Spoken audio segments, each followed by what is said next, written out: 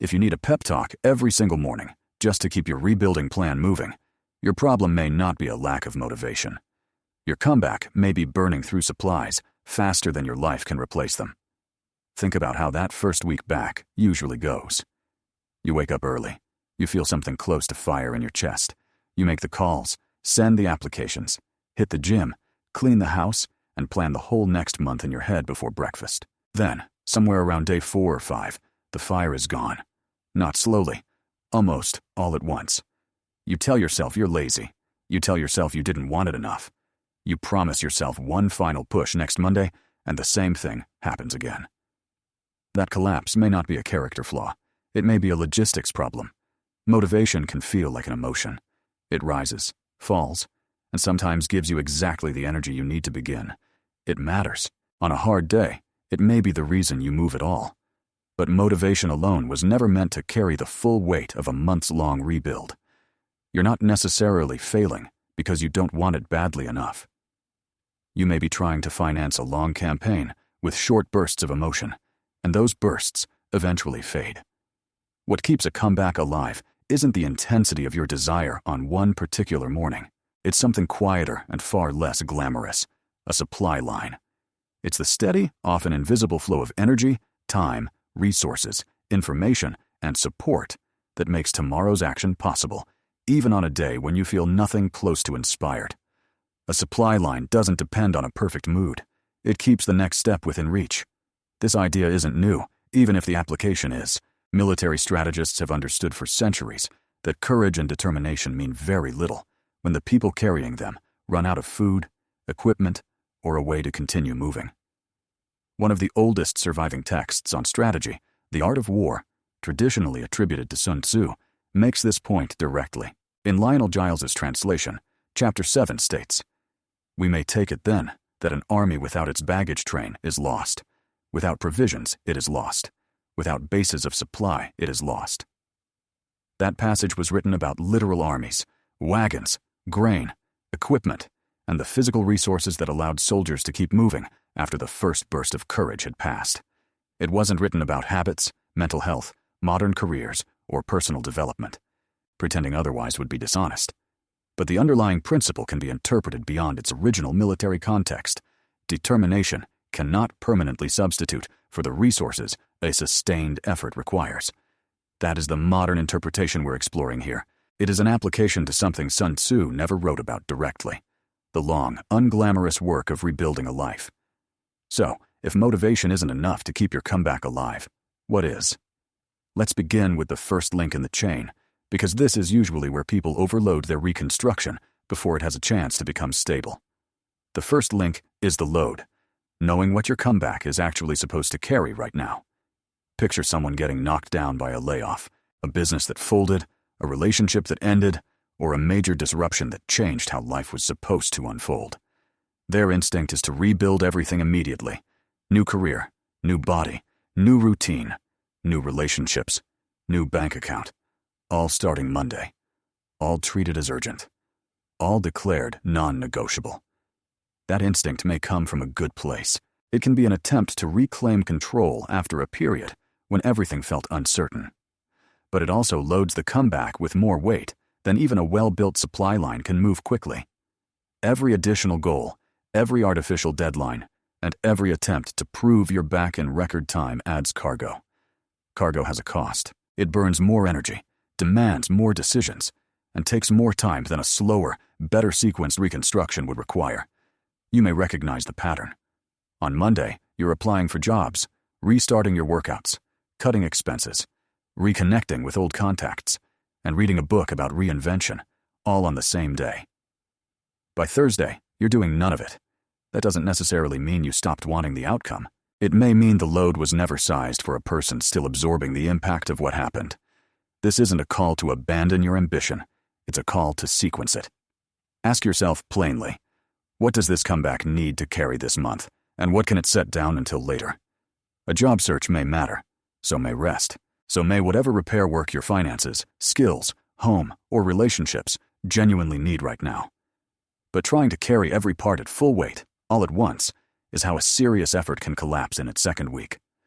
Commitment cannot make an overloaded system lighter. Reducing the load doesn't mean lowering the destination. It means giving yourself a realistic chance of reaching it. Once the load is sized to something sustainable, another problem appears. Even a realistic load still requires something to move it. That brings us to fuel. The second link is the fuel, and this is where many people quietly confuse exhaustion with weakness. Every part of a comeback requires some combination of physical energy, mental focus, patience, and emotional capacity. Sending job applications can draw from the same limited capacity you need to remain patient with your children after a difficult day. A demanding conversation with your partner can affect the focus you plan to use for studying that evening. Working 8 hours at a job you're trying to leave still consumes energy before your rebuilding work even begins. These demands aren't perfectly identical, and energy doesn't behave like money in a literal bank account, but they can compete for the same limited attention and capacity. When people begin running low, their first response is often not recovery. It's more pressure, more guilt for slowing down, more caffeine to force output, more motivational content watched late at night, trying to manufacture a feeling that can replace genuine rest. That may create a temporary push. It doesn't reliably rebuild the capacity being consumed. This isn't a lecture about perfect sleep schedules, strict diets, or complicated wellness routines. It isn't medical advice. It is simply an acknowledgement that reasonable rest, basic nourishment, recovery, and some margin in your schedule are not decorative extras placed on top of a comeback. They influence whether you can continue performing the actions your reconstruction requires. The useful question isn't, am I disciplined enough? It's narrower and more honest. What am I consuming faster than I can replace it? Is it sleep? Focus? Patience? Time? Emotional capacity after difficult conversations? Attention after spending an entire day solving other people's problems? Naming what's running low is more useful than punishing yourself with another generic checklist. Once you can identify what is being drained, and roughly how quickly, you begin treating your capacity as a resource worth managing instead of a moral test you either pass or fail. But knowing what to carry and what fuels the effort still leaves a gap. Even with the right load and sufficient energy, intentions have a way of evaporating when life gets busy, unless there is a clear route for them to follow. The third link is the route, making the next action easier to reach than the alternative.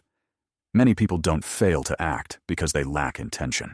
They fail because every action requires a fresh decision made from scratch, often at the exact moment they have the least energy available to make it.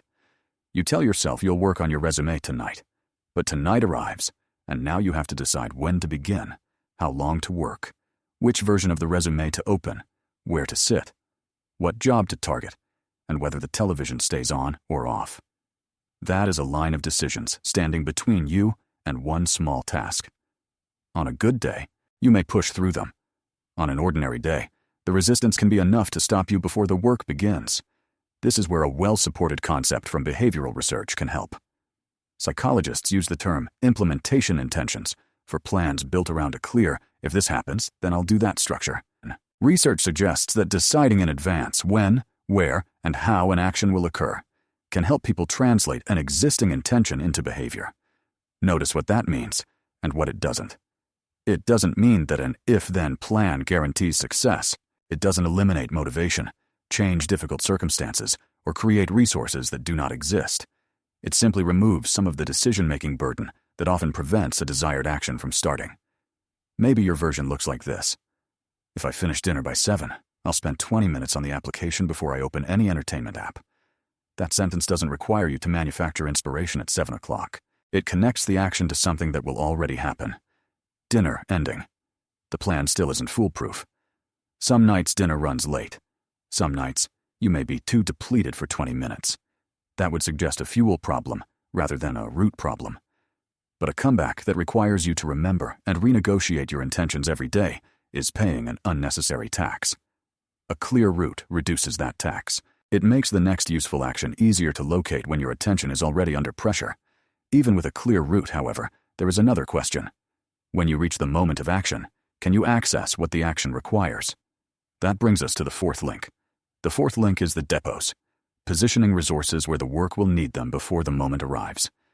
Imagine trying to apply for a job at 10 o'clock at night, already exhausted, only to discover that your resume is outdated, Your reference's contact information is buried inside an old email thread, and you no longer remember which version of your cover letter you sent to which company. That isn't automatically a motivation failure. The resources may exist, but they are not positioned where the moment needs them. In its original military sense, a depot is a supply point, a place where food, equipment, or other necessary materials are stored ahead of time, so people don't have to search for everything under pressure. The personal version is less dramatic, but the principle is similar.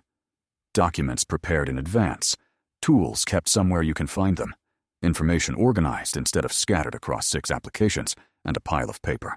A workspace ready to use, rather than buried beneath yesterday's mess. It can mean preparing meals or work clothes the night before, so the morning doesn't begin with 10 unnecessary decisions. It can mean building a small financial cushion when circumstances allow, so one unexpected expense is less likely to destroy the entire plan. It can be something as simple as writing down the next action before ending a work session, so the next session doesn't begin from a cold start. Not everyone has the same resources available, and pretending otherwise would be dishonest.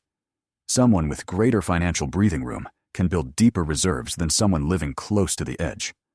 Someone with family support may have options that a person living alone does not. Those differences are real. They are not evidence of stronger or weaker character. The goal is not to imitate an ideal version of preparation. The better question is, given what I actually have, what is one resource I can position now so that the future version of me, tired, busy, and low on patience, doesn't have to create it from nothing? A comeback with no prepared resources forces each action to begin from zero. Starting from zero repeatedly consumes energy that could have gone into the action itself. Before we move to the next link, think about your own system. When your momentum collapses, what usually runs out first? Time, energy, money, clarity, or support? Put one word in the comments. There is another part of the supply line that people trying to prove themselves frequently avoid, because acknowledging it means accepting that one person cannot always carry everything alone. The 5th link is the convoy. There is an important difference between support and an audience. An audience watches. It may want updates, a dramatic story, or a performance demonstrating how well you are doing. Support does something more useful. It helps carry part of the weight without demanding that you perform your recovery for approval. A comeback does not need to be announced to the world, but privacy is different from complete isolation. Maybe your version looks like someone rebuilding after a layoff while continuing to check a group chat every day, yet never mentioning the job search, because speaking about it might make the situation feel more real. They carry the uncertainty alone for weeks or months. Eventually, the isolation becomes another demand on the limited capacity already being used by the job search itself.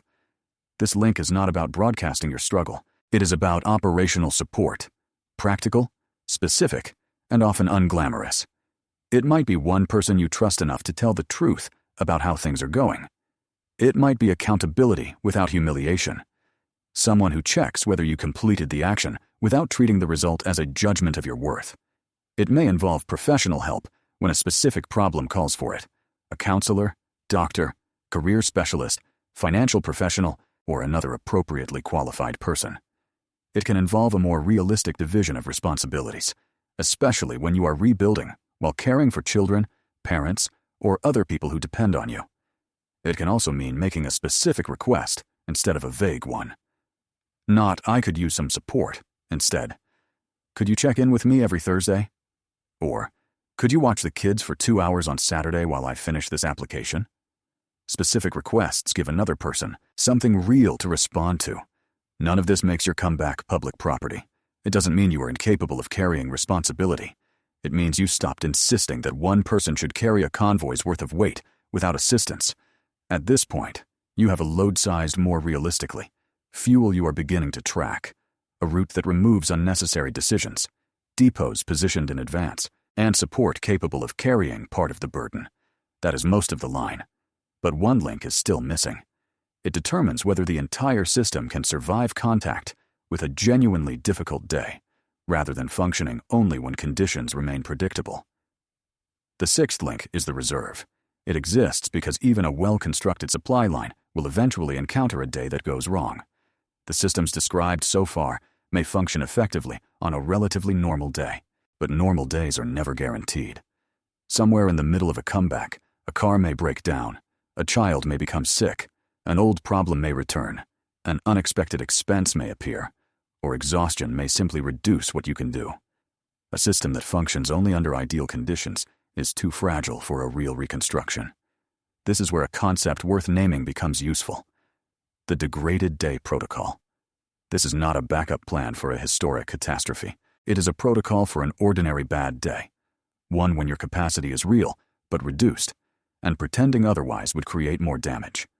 A degraded day protocol asks a smaller question than usual.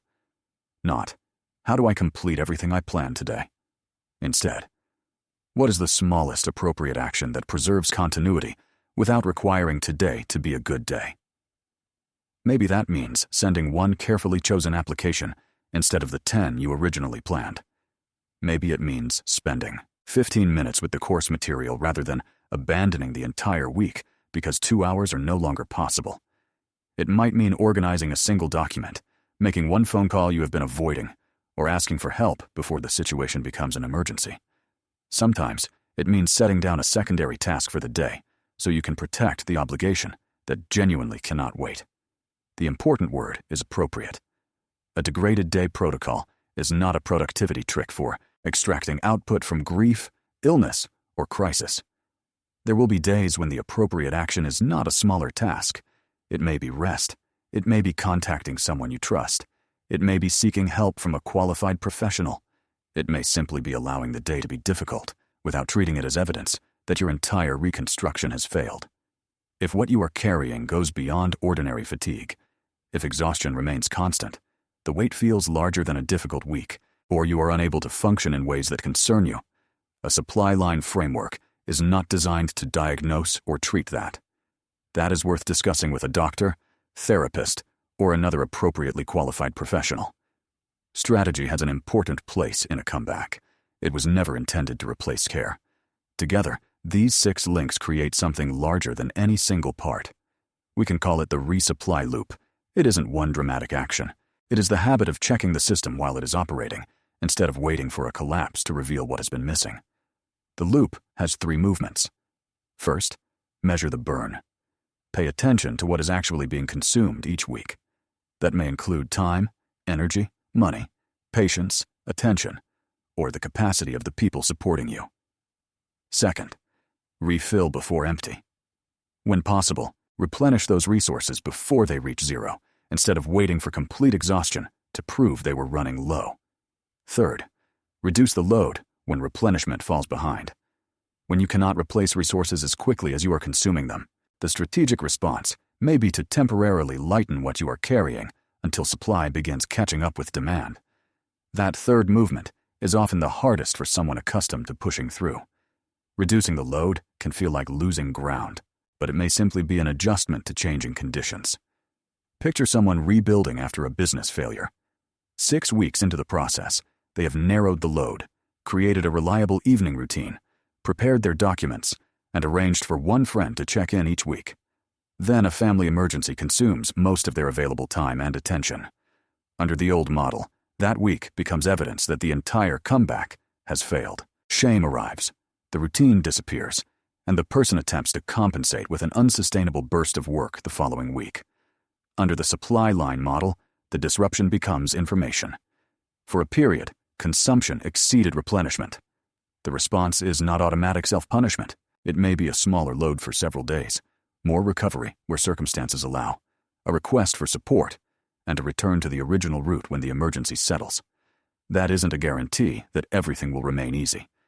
It is an example of responding to difficulty without turning one disrupted week into a verdict on your identity. This can be one of the differences between a comeback that survives difficult months and one that gradually loses momentum. It was never only about who felt the most determined on the first day. It was also about who built a structure capable of continuing after that early determination changed, as it eventually does. Before this day ends, audit your line. What is your comeback carrying right now? What resource is being consumed fastest? What decision could be made in advance? What could be prepared before you need it? Who could provide specific, trustworthy support? And what is the smallest appropriate action available when the day does not go according to plan? You do not have to repair all 6 links tonight. Identify the weakest one. Begin there. A comeback isn't sustained by how intensely you can want it on one particular morning. It is sustained by what remains available after that feeling fades. The resources, routes, support, and reserves that keep the next responsible action within reach. That isn't a personality you either have or lack. It is a system that can be examined, adjusted, and built one link at a time.